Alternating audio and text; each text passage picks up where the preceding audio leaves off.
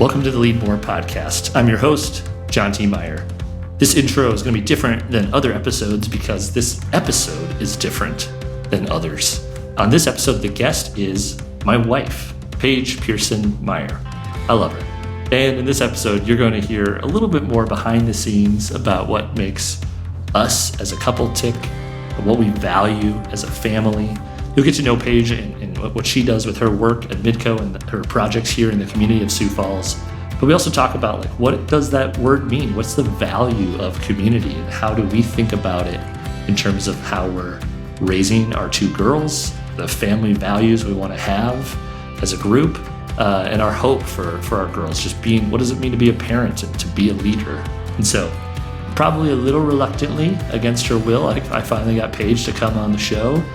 She is a deeply compassionate person with a huge heart, a good storyteller, and I think you're going to like getting to know her, which will probably also help you get to know me a little bit better too. So without further ado, my lovely wife, Paige Pearson Meyer. Welcome to another episode of the Leadmore podcast. I'm here with someone I know well. Hey, Paige. Hi, John. How are you? Good.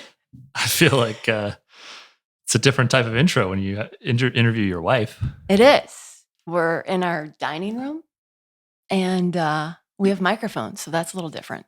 And you're a big podcast fan. You listen to several. What are your faves? Kara Swisher, Sway. Just listen to Matthew McConaughey and Monica Lewinsky. Oh. And Brene Brown, Dare to Lead. Her and her sister Barrett just did an awesome show about giving feedback and making sure that you're prepared to give feedback. I love The Daily to get my news fix, and Michael Barbaro. And what else? And Glennon. Oh, and Leadmore, of course. Of course. I would never. John Thune was excellent. I'm looking forward to another episode coming out here with the Suttons. But yeah. So I want to... Some people who might listen to this, my mom, your mom, they know this story, but let's talk about your story a little bit about your Sioux Falls kid, but you left for a while, which I think informed a lot of your early adult life. And so what was your dream when you left Sioux Falls after high school? Oh, work at ESPN. It was then? Oh, yeah. Even though you first went to USD. I did. 2 years there. I don't claim the Yotes. I'm a Jack through and through. But 2 years there at Mass Comms. And really, that was a time to maybe figure out who I am as a little bit as a person, but I didn't really stretch myself a ton. And then your mom basically said you have to move. Yeah, my mom gave me 2 years. And she said, okay, if you're going to stay in state, you can be here for 2 years, but I am not going to generously pay for your education unless you leave South Dakota. So I looked at a number of schools, the University of Missouri, Oregon, and IU, which I had visited IU as a swimmer and had loved the campus, had loved Indiana basketball at that time, and they had a sports broadcast program. And so I went there and finished my degree, despite losing 18 credits. I finished my degree in 2 years, which was also a requirement of my mom's. And did 3 amazing internships with the Pacers, with the CBS affiliate in Indianapolis, with the NBC affiliate in Chicago. And I also did a study abroad. And I look back on it now and I think, how the hell did I do it in 2 years? And with 3 internships and a study abroad program. But I saw a lot more of the world at that time. And that ultimately, no doubt, is what got you your first TV job. Oh, absolutely. Yeah. TV is a very who you know business, very connective. And long story short, a friend of a friend knew someone at the NBC affiliate in Milwaukee who knew someone at the NBC affiliate in Eau Claire, Wisconsin. And I finally, after going on a road show trying to find jobs in TV, finally landed a job at the NBC affiliate in Eau Claire, which was much like Kello here in Sioux Falls, a legacy station, predominantly the number one station. So 4 years in Eau Claire, sort of cutting your teeth. 4 years in Green Bay after that. Yeah. Those first 8 all in sports. Interviewed Brett Favre, Aaron Rodgers, Tim Tebow, Bart Starr. Yeah. And I mean, Favre and Rodgers at that time, those are like those aren't like I interviewed them once. Those are like I've Every week. interviewed them hundreds of times. Yeah. And yeah, so during that time, obviously the big headline there was the transition from Favre to Rodgers, and going through that was very eye-opening. I mean, you and I talk about it. It's, anyone that thinks they can't be replaced, just look at that storyline. And so obviously Rodgers replaces Favre. I'll never forget sitting on a tarmac waiting for Favre to come in before the family night game, which my former station sponsored. And it was thunderstorming. He's coming in on a jet, and I'm out there praying to God that I can get a glimpse of him, maybe even talk to him with an umbrella and a live truck, and it's lightning. So at that point in my career, I was about willing to do anything to get a good story. Interesting. I remember you saying that, like, maybe it wasn't the best or most compelling, but the whole Tebow thing is real. Like he was pretty magnetic. Yeah. It was like people were wrapped around the building and meeting. Yeah, absolutely. And I mean, that was just for like, at the time, I think he was endorsed by Haynes. Jesus. And so it was like, maybe Jesus too. But Haynes, and so he was at an event that I went to, and I was not a Tebow fan per se. And when you become a journalist, you're not to be a fan of anyone, and you go in with a pretty unbiased lens, but super charismatic, and heart of gold, and willing to literally go to every single person in that long line around that city block around the Haynes store, and willing to shake their hand and, sign a quick autograph and take a picture. And, just everybody only has so much time in the day, but he was willing to do that. I think said a lot about him. Yeah, I remember you saying that. I also remember you taught me that, like, you've interviewed the biggest stars at the top of their fields in sports, but also recognize that these are just ordinary people like you and me. Absolutely, and like certainly you're never starstruck by anybody. No. I mean, Michelle Obama, I probably would be, but no, I am not, and I think that's just because you. Your job is to go into a locker room. For me, it was the Packers locker room, and you see these people during training camp twice a day, and they have the same qualms, and they have the same burdens, and they have the same obstacles that we all have, and it's okay. Well, I think one thing for you, it's always been about the story, like as a journalist, and even I think in your role today, and we'll get to that in corporate world. It's always been about telling people stories and making sure that those are known and shared and told and lifted up. And so you did that in sports, which is very natural for us to learn about. It's like the background before. It's like, I think of like the Olympics is like the best example of that, right? You get the background of the story before the competition, but then you transition to news, kind of unexpectedly. Yeah. Life kind of threw you a curveball, and all of a sudden you're in Sioux Falls as a news anchor when you had spent 8 years as a sports reporter.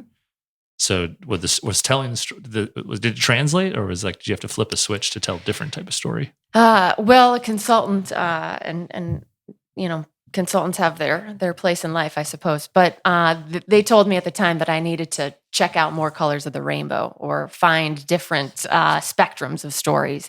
That in sports, I was only telling necessarily that yellow, that bright, that sunshiny story because people were excited to hear about it, for the most part. And it was about wins and losses predominantly.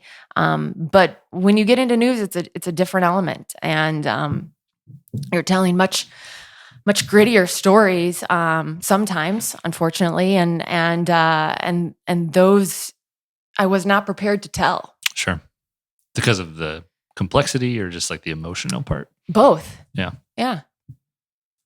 And did you ever? You ended up you were a news anchor there for 4 years, 2.5 years. 3? Okay. I think. Did you feel like I mean, everyone always said how great you did. Did you feel like you settled in and figured it out, or you ever feel like you didn't quite figure out that type of story? To a degree, I think I started to find my voice, which was different than in sports, but I didn't have the passion for it. I didn't get the joy out of it that I had in sports. It was just different. Yeah. So one trend on the show has been that leaders often get nudged into a new chapter of their life, sometimes reluctantly. Sometimes they didn't expect it, and all of a sudden they are in a new career, a new job, new role. Mhm. That happened to you Mhm. by interviewing somebody who brought you out of TV, and then you're happy in your job. But what happened next, and how that led to you where you are now? Yeah, I got a call from a woman who was the former parent of a woman, girl at the time that I swam with. So she was on Snow Fox swim team, and so this woman had been following my TV career and a little bit of time away from TV, and had seen me in the community and said, "Hey, would you be interested in filling a role for a man that had been in a role for 30 years," which I Yeah. thought was pretty daunting at the Yeah. time. And it was a PR position, which seemed like a somewhat natural fit. That's what a lot of TV folks do when they transition out of TV. You go into PR or media relations. And so I jumped at the opportunity to join Midco.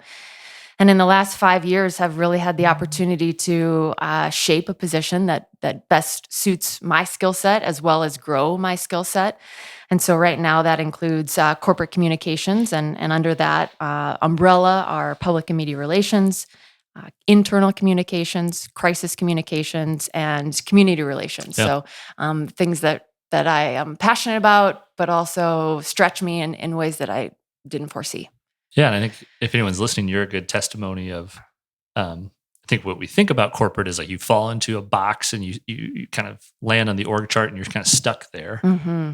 But you took the natural path out of TV into that PR role, but then you've really grown with the organization. Like you found things that were needed and you picked them up and have really grown because of that. Yeah, absolutely. And I will say that I have a lot of things to harken back on my TV days, and that is being able to deal with pressure under deadline, being a clear communicator, Yeah. which I think is super critical, whether that's verbally or written. And I think more than anything is just the ability to wear a lot of hats, and to not blink per se, Sure. and just to have kind of that fortitude that you pick up in a newsroom. So you mentioned the word community and you said things that you're passionate about. Mm-hmm. The first thing I think of, and again, I'm speaking for my wife, but is the stories. Mm-hmm. But then I also think of you as a very like community driven person Mm-hmm. in the broad term of the community of our family, the community of Sioux Falls, Yeah. the community of, South Dakota. So how do you think about when you say community relations? That's kind of a corporate, like how does Midco think about the community and what investments are you making to try to shape it for the better? Yeah, so we have a lot of different assets or facets, I should say, of that. So whether that's a sponsorship or an event to promote something that we're doing, or it could be a partnership with a local university. It could be a partnership with a nonprofit, a public service announcement somehow to where we can help spread the word and let people know what this nonprofit is doing. We also have the Midco Foundation, which Mhm. is the true kind of grant arm of Midco, which is really wonderful part that I think we can always communicate more and try to kind of spread that message a little bit more broadly. But Midco, we talk a lot about it. We want to be a force for good in the communities that we serve, and that isn't just words. Sure. That is something that we truly believe in. Like you don't measure, like we think this will get 25 new subscribers or users. It's truly karma. Like we want to support the community. It's going to come back and people will look at our brand favorably. And Absolutely. I mean, certainly our brand reputation is important to us, and we want to make sure that the partnerships, particularly the larger naming rights partnerships that we have, are seen favorably. That is important. I wouldn't be authentic if I didn't say that there isn't a sales component to it, because there is. We want to make sure people know about Midco. Yeah. And what is different about us, and our differentiator is that we are a force for good, and that we want to make sure that we are truly seen as a good corporate steward. Sure. Which I think makes sense even more so that you are more of a regional telco versus say a national Comcast or something like that. Yeah, we're a communications company. Sorry. Not a telco. Okay, so you had we're recording this October 12th, day after our anniversary. Yes. Happy anniversary. You too, thanks. But you've had a pretty big month, so it's not even halfway over. Yeah. Talk about some of the projects that you got to be a part of this October. Yeah. So last week we got to announce that in 2023, the puck will drop in October. Yeah, he's laughing at my cliche, or vernacular. But the puck will drop at the Midco Arena on Augustana University's campus in October of 2023. And just super pleased to be part of that. And to be part of the Viking Bold mission, which is what President Stephanie Herseth Sandlin has put out. And really, I was talking with Pat, our CEO, about it, and just to be part of this infectious arena that is truly like in the core geography wise of Sioux Falls, which has given a ton to Midco and to really, in our 90-year history of Midco, that Sioux Falls has been predominantly our home base. And so to have this kind of Midco arena right in the middle is really cool. Yeah, it's going to be sweet.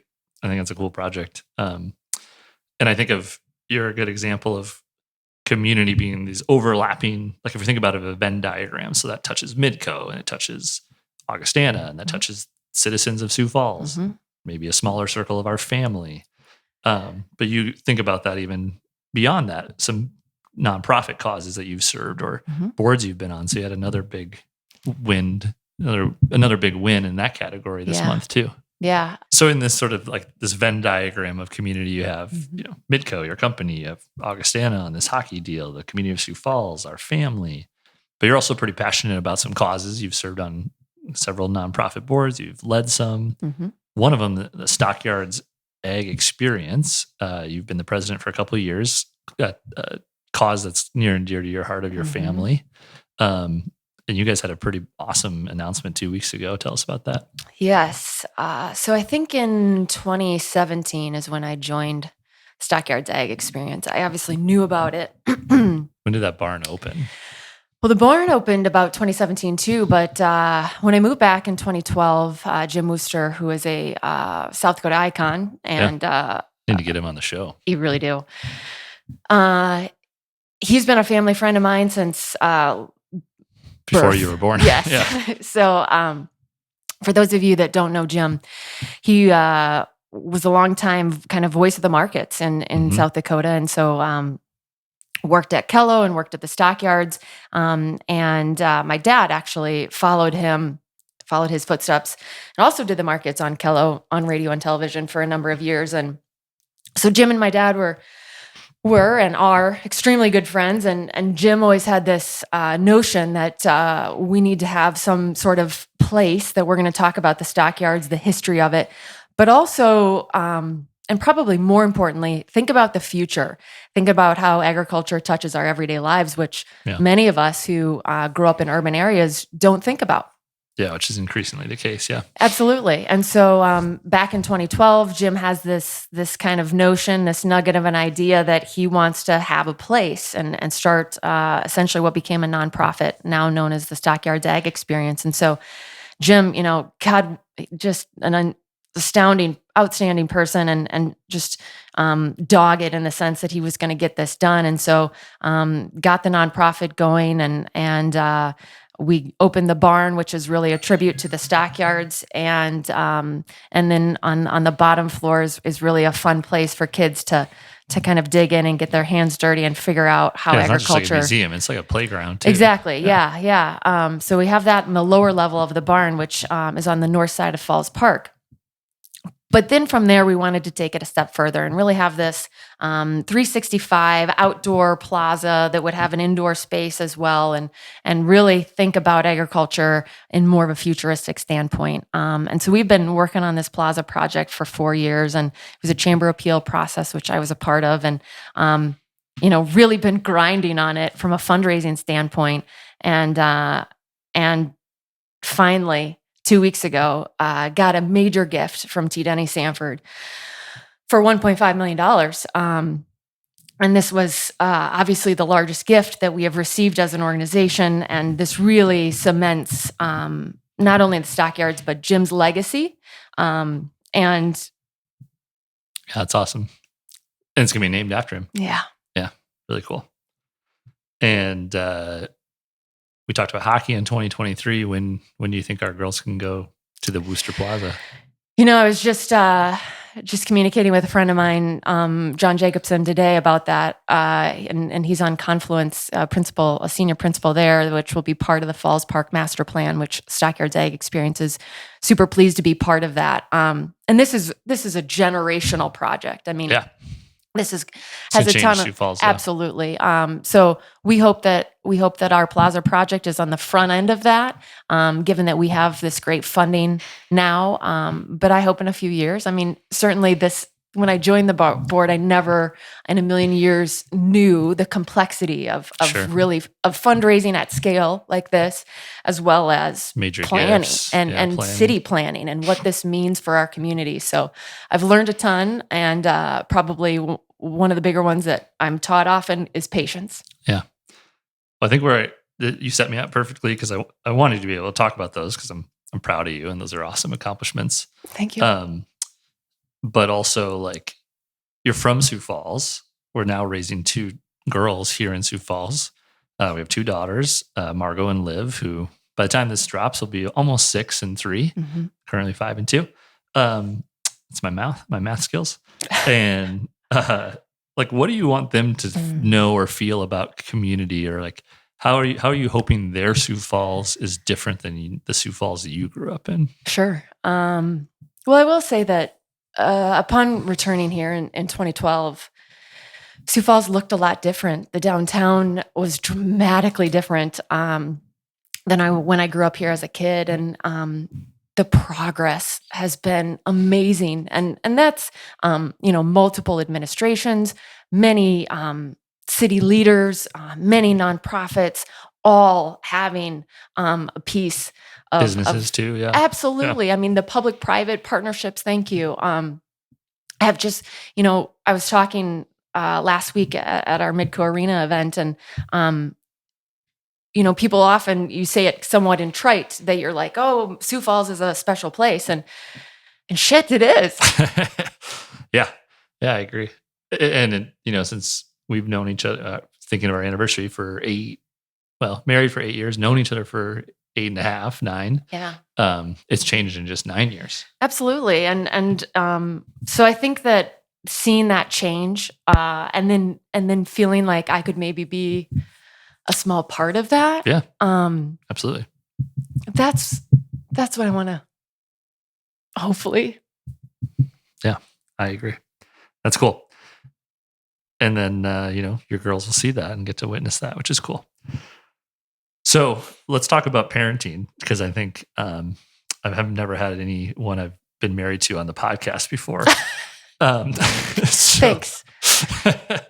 Yeah, we have 2 kids, and it's by far the hardest thing I've ever done and the most rewarding thing I've ever done. I think you'd agree. Mm-hmm. We have 2 unique girls that are, stubborn and motivated, and speak of trite things, I guess, but when I always say, like, they have all the characteristics we want them to have when they turn 18, but until 18, it's our challenges to deal with. Yeah, absolutely. So this is a different part of the podcast, because it's a unique, guest host relationship. How do you kind of think about parenting, and what type of like daughters do you want to raise here?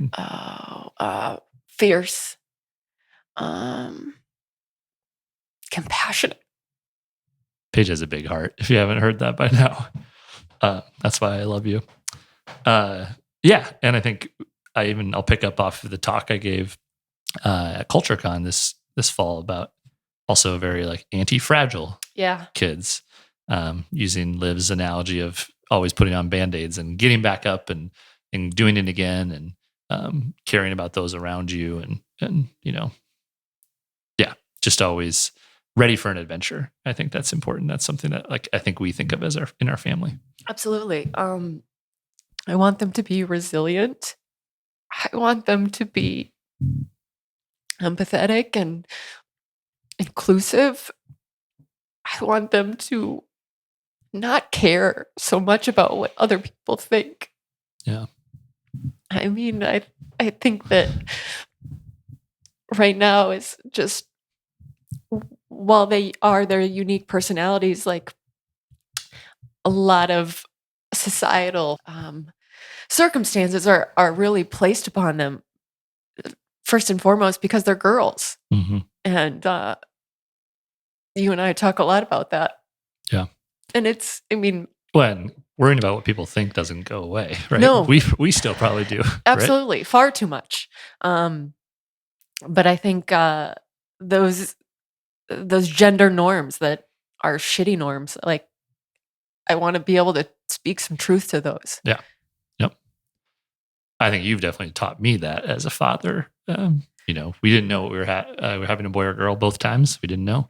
We had 2 girls, and you've definitely pushed me to think about that more and be aware of that and some of those norms and stereotypes, for sure. Well, I love the passion in your responses. And I think one of the things I've always said on this show is that parents are leaders and that we need to think of them that way, because we won't have leaders outside of the home if we don't first foster, great people inside the home. And so I always ask guests, if they are parents, for a piece of parenting advice. And so it's fun to be able to have that discussion with you. So I have another one too. And that is get dirty. Okay. I think one thing that particularly girls is we're told to be perfect and to not have dirt under our nails. And while that goes against kind of the fiber of just being a somewhat cleanly person, I mean, I have a little soon-to-be 3-year-old that is the messiest kid that I have ever met. And that truly is a test of my own patience, and I need her. But I want these girls to get dirty and to explore and to be adventurous and to scrape up their knees. Yeah, absolutely. Yeah, we have the bench cushion at our dinner table to prove Liv's dirtiness. And I always say that, yeah, God gave you that kid and her messiness very specifically, I think. Yeah. So that's awesome. Let's talk about, I guess, you and I briefly before we wrap up. And so I think a big part of what we're also trying to show our girls is that you can, be in a loving partnership while also pursue your personal passions and aspirations. And I do think it's harder maybe in modern world to juggle career and family and all of that. And you've made it very abundantly clear, and I agree with you, that in our family, it's going to be a 50-50 type job. So we both have demanding jobs. We have, demanding children. All children are, I think, even if you have 1 or 5, I'm sure. So how do you think about that in terms of how we show up professionally, but then also at home? Yeah, I mean, I would say first and foremost that we are parenting from a great place of privilege. So I don't want that to be lost. But I do think that from a childcare standpoint, I mean, certainly you and I are facing that right now. We cannot find after school care for our oldest. And fortunately, my dad is here and he provides us a ton of relief. Right now he's here. And He's support. not always here. Right, exactly. Yeah. Right now he is. And so we're grateful for that. But caring for these children and caring for ourselves and caring for our careers as well as caring for our community is challenging. And because you and I both want to contribute to all 4 of those buckets, there's a significant give and take. And so, we have the luxury to get to do a lot of things. And but we also have to make some sacrifices, and we have to determine, okay, where do we want to place our time, and also show up. And I'll speak for myself, but show up with the best that I have. Yeah, it's really good, Paige. I think it's hard for all of those to get the ultimate best. So I guess you're right, the best that you have. And sometimes I think maybe work takes a sacrifice. Sometimes I think, thankfully for you, you very rarely ever have our girls have to take the sacrifice, but it could be you and me as a relationship, or it could just be you, in self-care, right? And so how do you like, are you cognizant of that, or do you try to rank those things, or how do you I feel like you flow through kind of role to role so seamlessly, which I admire. Well, thank you. I appreciate that. I certainly don't want to half-ass anything in life. But I will say, I recently, part of our Women's Leadership Summit, and our team at Midco does a phenomenal job providing this opportunity for women leaders every year. And this year was about energy and about we did this energy audit, and it was all about renewal. And I thought, holy shit, what is renewal? Because it's just not something that I think about. I think about getting projects done. I think about, like I mentioned, showing up with the best of my ability, contributing, and thinking about taking a moment to renew is pretty foreign to me. I know that it's important, but it's foreign. Yeah. How do you do that? I play pickleball, a new love of mine, which is just for me, but also fulfills a lot of things. I'm a very competitive person. We both are, yeah. And so I get to check that box, but I also get to just kind of relive those competitive years of my life in a different way. And it's been really fun. So if you're a local listener and you show up at Riverdale Park, watch out, because Paige is coming for you on the pickleball court. First tournament you played in didn't go so well. No. Second tournament, you won it. Mm-hmm. And tournament coming up this weekend. Yeah. All right. Well, before we do some rapid fire, I think we'll try to tie a lot of these topics together with a bow. And I'll try not to make you cry. Yeah. Here we're sitting with 6 and 3-year-old. We've been married 8 years, just had our anniversary. We talk and dream about things we want to achieve in our life and places we want to go. And, and sometimes the best stuff is us just sitting on a Sunday at brunch and, just hanging out with the girls as they color. But what's your hope for our family as you think about the future and, raising the type of girls that we talked about earlier? I think you've likely heard a pretty resounding theme, and that is that I want us all to contribute in our unique ways. For you, John, it's to be this visionary and to influence people in a really wonderful place of finding the best in themselves.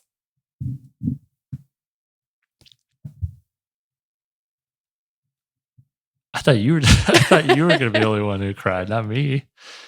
It's very kind. Thank you. Well, I think I'll help you out. But what you're touching on is this this relationship between contribution and community is sort of like a theme that's pulling out of this episode to me, is like to take and pull from a community and all the benefits that a community will give you, you have to give back to it and contribute to it. And whether that be, as the phrase goes, time, talent, or treasure, or, just supporting and nurturing it, whatever that might be. Yeah. Yeah. And so you and I often talk about, we want to leave this place, whatever you consider your place to be, better than what we found it. Yeah. That's probably the answer then, right? And that the girls see that and they aspire to do the same. Yeah, hopefully. Yeah, that's good. Good answer. All right. Are you up for a little bit of rapid fire just about you? Yes. Okay. So I like to ask people, a lot of leaders I've learned are readers. You always have a book next to your nightstand. Sometimes it's dusty, but is there a book you recommend? Or I said I would let you also do a podcast. All right, yeah. But if you do a podcast, how about like an episode? Oh, yeah. I think the most recent episode that really landed with me, Brene Brown with her sister Barrett, who is her chief of staff, which I love that Brene Brown has a chief of staff. And really, she says, like, I'm the chief of Brene, which sounds like a great job. But they talked about giving critical feedback and how hard it is for all of us. And so they have this checklist of how to make sure that you're ready to deliver this feedback. And really, it starts, number one, with something that I had never considered, and that is when you're giving feedback, whether positive or negative, try to sit on the same side of the table as the person that you're giving it to, because that creates a dynamic or a playing field, if you will, where you're both invested in this, and it's not me directing feedback at you. It's of how can we come to a resolution or a solution together? How can we help each other? And so I just thought that was brilliant, as much of what Brene says is, but something that, from podcasts, I listened to so many of them, but that was a real nugget that I can take and use. That's really good in personal and professional life. Absolutely. Yeah. Cool. I think you checked the parenting advice question, which we'll say is get dirty. Yes. I thought that was a good answer. I'm not sure if I want you to answer this or if we should answer it for each other, but what do you think your superpower is? Because I have an idea. You can go first. I think your superpower is the size of your heart. And I know that sounds like a story from the Grinch Who Stole Christmas about how it grew 4 times that day. But it's just very prevalent in all that you do. Which I think sometimes, because of the roles you had in your life, both as a TV anchor and corporate comms face of a company where you have to always kind of be put together. Yeah. I think that your superpower sometimes at first glance gets like covered up, but like once people get to know you, it's, you quickly learn. Thank you. So I think that's your superpower. I think you probably just hit on mine earlier too. I don't know if you have a different answer. No. Yeah. I mean, certainly, you have helped me think much bigger than I would have ever imagined. And I think you do that for a lot of people. Thank you. Appreciate that.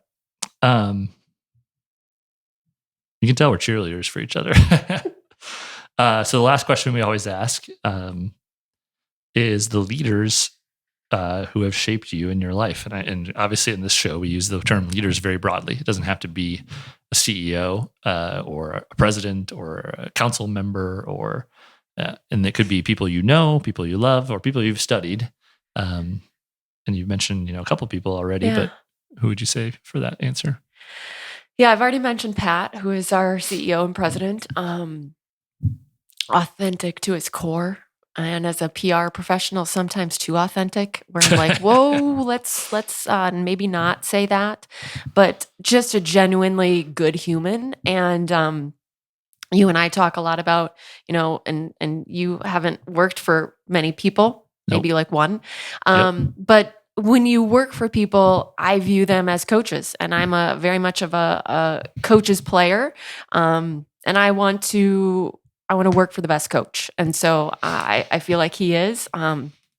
He is wonderful at listening to diverse perspectives and bringing those all around and making sure that people are listened to, feel heard, feel seen. But from there, he's going to form his own opinion, and then we're all going to get on board. And he does a really great job of making sure that we all support that. And I think that that's really important when it comes to corporate leadership. That's good. My parents,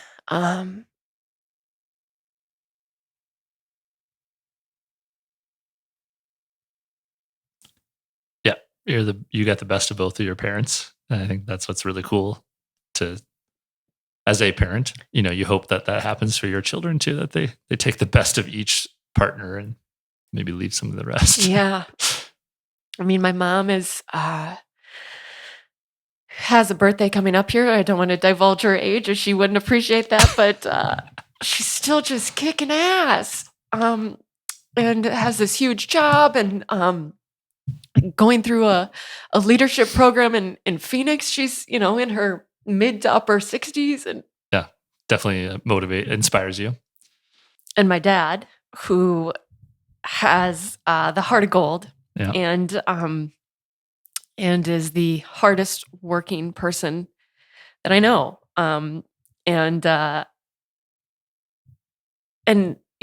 Talking about contribution, both certainly taught that, role modeled it for me. My dad has a great line that I think serves people well, has served me well. And that is, even if you're in hell, you root for the home team. And so basically, the crux of that is that wherever you are, find something good about it. Yeah, that's really good. Thanks, Paige, for sitting down at our dining room table with me. I'm sorry I cried so much. In between us. My apologies. We've never done it this way. No, we haven't. And I guess also thanks to Pops for having our kids today as Yeah. it's no school day. Thanks, But we got to Dad. sit here and do this. So you probably roll your eyes, but I always say one of my favorite things about making content is you're creating like an archive or a legacy that I don't know how many of the 80 Leadmore episodes the girls will ever listen to, but maybe they'll want to listen to this one. Oh, that would be nice. All right. I love you. I love you too. Thanks. All right. Thank you for listening to that special edition of the Leadmore podcast with my wife, Paige. I will always remember recording that conversation, and I'm sure it's something I will go back and listen to again. So thank you for listening.